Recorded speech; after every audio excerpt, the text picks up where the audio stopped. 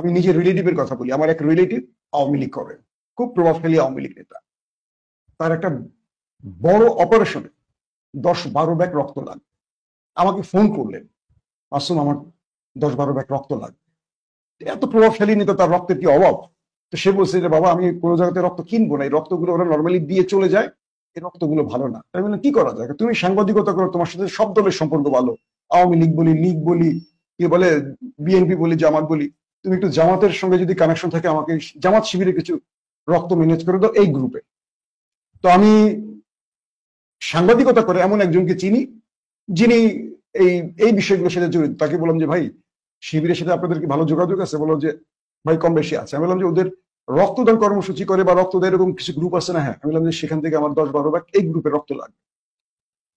তিনি কোথায় কোথায় ফোন করলেন জানি না, হাসপাতালে চলে গেলেন তারা।